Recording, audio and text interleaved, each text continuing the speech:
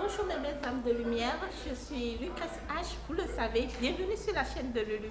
Aujourd'hui, je viens voir l'artiste Franck Zanou, de son véritable nom, mais son nom d'artiste, c'est Franck Zanfan Kwede. C'est bien ça.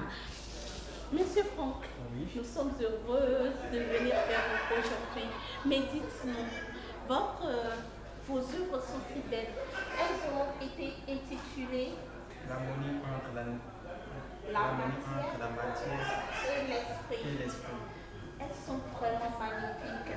Je voudrais permettre à mes belles dames de lumière de regarder, hein, de s'imprégner un peu des couleurs, des images de cette œuvre. Cette œuvre, vous l'avez intitulée Le monde à notre portée.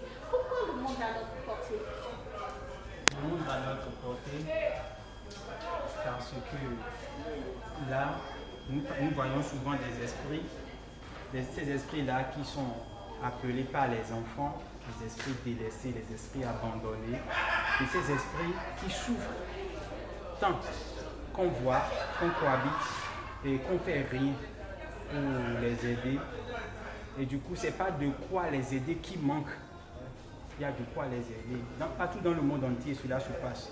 Mais du coup, il y en a qui font le beau sourire, qui se montrent à la télévision, qui disent qu'ils aident les orphelins, machin, patati, patata. Mais derrière, qui ne font rien d'autre que ramasser le sou de ces petites créatures, de ces esprits, et qui en font autre chose avec. Mais si seulement ce sourire-là peut venir du cœur et non des lèvres, cela allait au moins alléger la souffrance, la peine de ces créatures. Donc c'est... Je crois que votre message, Monsieur Franck, est porteur de quelque chose de profond.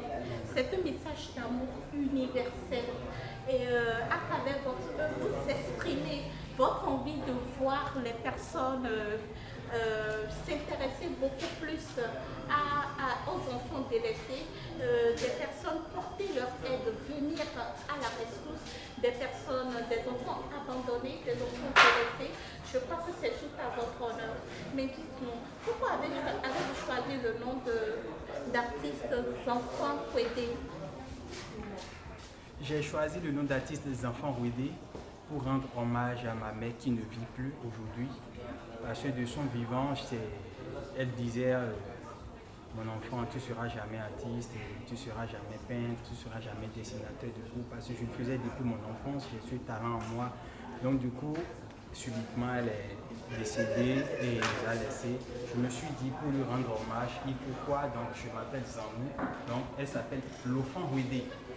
Donc pour ne pas perdre la trace de ma mère et lui rendre hommage aussi, j'ai enlevé le LO de l'enfant Wede et j'ai complété le ZAN qui fait Zanfan Wede, qui veut dire en réalité Zanfan Wede, c'est le Zan et le Fan Wede qui se sont mis ensemble et ont donné naissance à Zanfan Wede. Écrivent sur les Zanfan Wede. Je suis très interpellée par quelque chose que vous avez dit tout à l'heure. Vous avez dit que votre mère vous disait que vous ne pourriez pas être artiste, vous ne pourriez pas être peintre. Mais qu'est-ce qui vous a quand même amené, malgré, je parlerai de découragement, malgré tous ces mots de découragement, à quand même vous accrocher? Où est-ce que vous avez trouvé cette force de vous accrocher et aujourd'hui de sortir des œuvres aussi merveilleuses, aussi magnifiques que celles que nous voyons? C'est un truc collé à moi depuis l'enfance.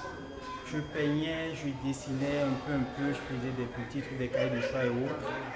Du coup, beaucoup m'en parlaient, va au CCF, va à tel endroit, fais ci, fais ça. Du coup, je me suis dit, je sentais le truc. Quand je vais avec autre chose, je ne me sens pas épanoui. Et du coup, après avoir laissé les études, je suis rentré dans la mécanique diesel. J'ai commencé avec mon père, qui fut mon patron. Je le faisais très bien, je travaillais avec lui, mais du coup, je me sentais pas bien. Je me sentais pas bien. Et à chaque fois, je travaillais avec lui, je revenais à la maison ou à l'atelier, je ne faisais que prendre mon papier, je dessinais les moteurs, je dessinais, je faisais les portraits, je dessinais les trucs. Et du coup, j'ai abandonné cela. pour les tatouages, j'ai commencé par tatouer les corps, j'ai pris par le Mali, un peu partout avec. Et du coup, je me suis dit, mais comme tu as déjà aussi expérimenté les corps, pourquoi ne pas te mettre maintenant sur les toiles et aussi attaquer le bois. Et c'est du coup comme cela, j'ai dit, je suis sculpteur peintre. Vraiment bravo. J'admire beaucoup votre courage. Savez-vous qu'à travers le thème que vous développez, vous voulez créer un monde meilleur autour de vous. Vous interpellez les personnes à venir en aide aux enfants malades, aux enfants dépourvus de bien, dépourvus d'amour. Cette interpellation vous donne quelque chose de plus. Le message que vous passez est trop fort. Maintenant, aujourd'hui, nous rencontrons des personnes qui traversent des situations difficiles, ne peuvent pas s'en sortir. Vous avez dû en traverser quelques-unes aussi. Quand j'entends le découragement dont votre mère a fait montre à votre égard et que pourtant, malgré ça, vous avez persisté dans votre passion, vous avez choisi votre passion. Alors, dites-nous, qu'est-ce que vous avez à conseiller à nos belles âmes de lumière derrière cet écran qui ont du mal à se sortir de leurs problèmes, qui vivent différentes situations, qui les plongent dans le malheur, dans le désespoir. Qu'est-ce que vous avez à leur conseiller?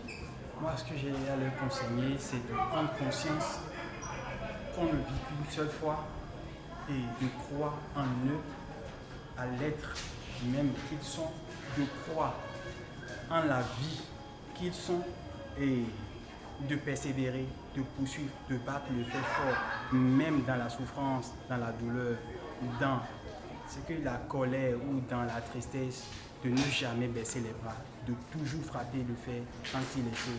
Et Inch'Allah, ça va aller. Ouais. Merci beaucoup, Monsieur Franck. Eh bien, ma belle âme de lumière, à travers Monsieur Franck, tu vois un modèle de persévérance. Il ne s'est pas laissé choir. Il avait le choix entre laisser tomber et aller de l'avant. Mais il a choisi d'aller de l'avant. Pour ma petite part, je te conseille d'appréhender tes moments présents, parce que c'est à travers les moments présents que tu peux aller de l'avant, que tu peux voir ce que tu as besoin de construire actuellement et que tu peux rester dans les opportunités. Quand tu accueilles l'instant présent, tu pourras voir mieux les opportunités qui s'offrent à toi. Le passé, il est passé, tu ne peux vraiment rien contre. Le futur, eh bien, tu ne le connais pas. Le seul moment sur lequel tu as du pouvoir, c'est le présent. Alors, fais comme Monsieur Franck, appréhende ton présent, permets-toi de voir les opportunités qui s'offrent à toi et avance. Avance en accueillant tes malheurs, tu les accueilles. Le reste, tu agis sur ce que tu peux agir en capturant l'instant présent. C'est très important. Merci de m'avoir suivi. Vous étiez sur la chaîne de Lulu. À plus!